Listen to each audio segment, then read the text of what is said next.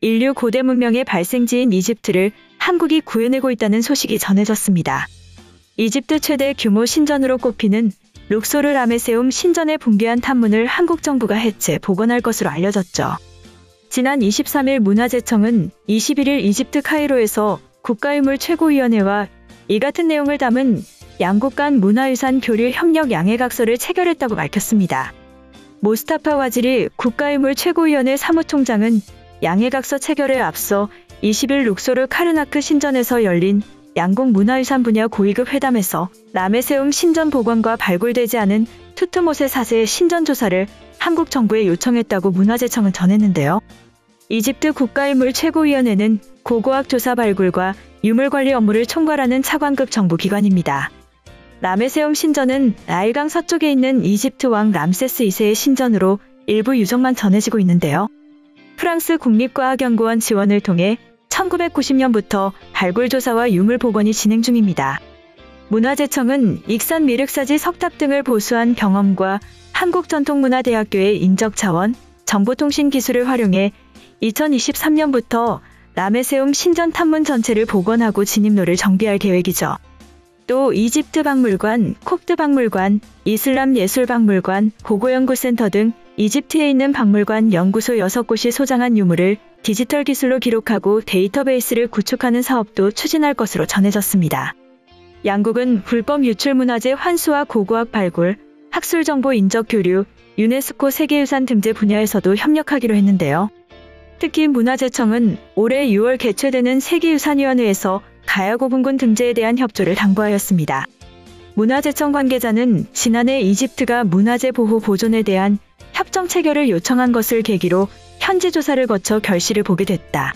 문화유산 공적개발원조 지역을 다변화하고 아프리카 지역까지 문화유산 외교력을 넓혔다는 점에서 의미가 있다고 말하였죠.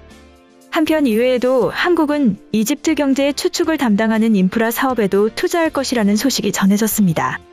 지난 23일 한국수출입은행은 이집트의 철도 인프라 혁신을 위해 2억 5천만 달러의 자금을 지원한다고 밝혔죠. 박문규 수은 행장은 모스타파 아부 엘마카렘 철도청 청장과 지난 21일 이집트 카이로에서 룩소르 하이뎀 철도 현대화 사업의 대외경제협력기금 차관을 지원하는 차관 공여 계약을 체결하였는데요. 이집트 철도 현대화 사업은 나일강을 따라 국토를 종단하는 기존의 노후된 기간교통망인 알렉산드리아, 카이로, 하이뎀 철도 5,100km 구간을 현대화하는 대규모 국책사업으로 룩소르 하이뎀 구간은 이 사업의 마지막 단계 프로젝트입니다. 한국수출입은행이 지원한 2억 5천만 달러는 철도 사업 중 역대 최대 규모로 현대적인 신호체계를 지원을 위해 사용될 계획이죠. 수출입은행의 이번 지원을 계기로 ICT 장비 등 철도 시스템과 관련된 국내 중소 중견기업들의 아프리카 시장 진출이 더욱 확대될 것으로 기대되고 있는데요. 방 행장은 한국의 IT 기술을 활용해 이집트가 최신 철도 신호 체계를 확충해 대형 사고를 방지할 수 있게 됐다. 이를 통해 앞으로 이집트 정부와 디지털 및 그린 기반의 교통, 에너지 등 여러 분야의 유망사업 협력 기회가 확대되기를 기대한다고 말하였습니다. 앞서 한국수출입은행은 이집트 국제협력부와 이집트 대규모 인프라 사업 협력 증진을 위해 향후 5년간 총 10억 달러 규모의 금융을 제공하는 금융협력 양해각서 MOU를 20일 체결하였죠. 다음으로 중국의 역사 왜곡에 맞서고 있는 한국에 대해서 말씀드리겠습니다.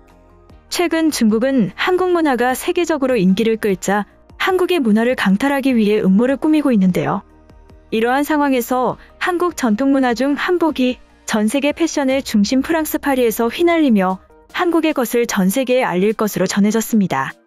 지난 23일 대한민국 한복 모델 선발대회 조직위원회는 명실상부 대한민국 대표대회로서 세계 패션 수도로 불리는 프랑스 파리와 우리나라 전국에서 개최되며 다가오는 4월부터 국내 최대 규모를 자랑하는 대한민국 한복 모델 선발대회의 전국대회 개막이 시작된다고 밝혔습니다.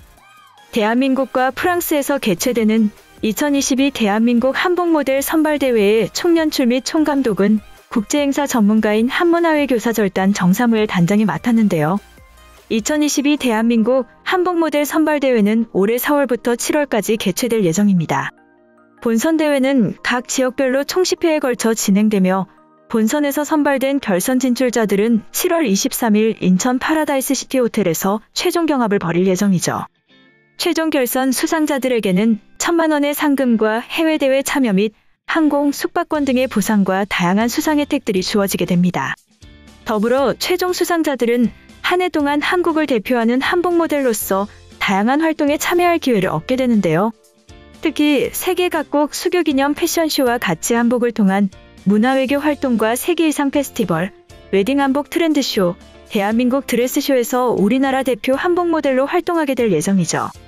한편 사이버의 교사절단 방크는 세계 속에 잘못 알려진 정보를 고치기 위해 나서고 있습니다. 영국의 유명 출판사인 돌링킨더스와 콜린스가 펴낸 책들 속에 한국 역사와 문화 관련 오류가 무더기로 확인되었죠.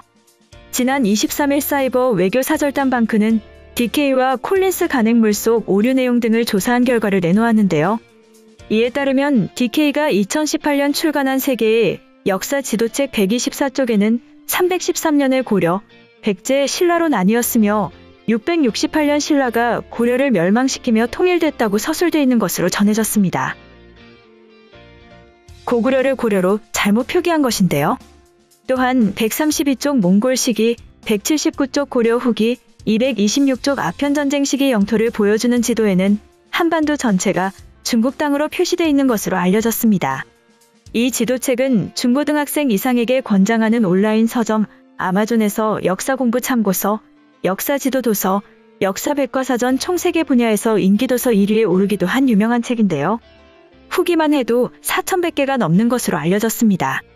DK가 초등학생 고학년과 중학생용 시리즈물로 가능한 연도별 기록, 석기 시대부터 디지털 시대에 이르기까지 세계의 역사에서는 한글 반포 당시 자모음은 24개, 독일의 구텐베르크에 앞서 유사한 금속 활자 인쇄 기술을 11세기 중국이 발명했다는 왜곡이 담겨 있는 것으로 알려졌습니다.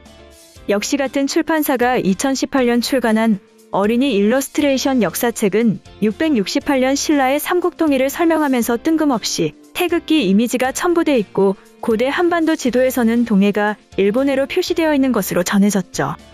콜린스 출판사가 2021년 출간한 콜린스 월드 아틀라스 일러스트 에디션에도 동해를 일본해로 단독 표기한 오류가 여러 곳에서 확인됐습니다. 이 책은 또한 독도를 리앙쿠르 록스로 표기되었는데요. 리앙쿠르 록스는 독도를 발견한 프랑스 포경선의 이름을 딴 것으로 한국의 독도 영유권을 부정하는 의미가 있다는 비판을 받고 있습니다. 방크는 출판사의 관련 내용에 대한 항해 메일과 함께 시정할 부분에 대한 정확한 내용과 자료를 동봉해 전달했다고 밝혔는데요. 박기태 방크 단장은 DK와 콜린스가 발간한 책들에서 한국에 관한 왜곡과 터무니없는 설명을 계속 놔둘 수는 없다. 현지 한인들과 협력해 적극적으로 시정해 나가겠다고 말하였습니다. 이번 영상은 여기까지고요. 제 영상이 도움이 되셨거나 세계 속 반응 더 보고 싶다 하시는 분들은 구독과 좋아요, 알람 설정까지 부탁드립니다. 다음에 또 봐요. 안녕.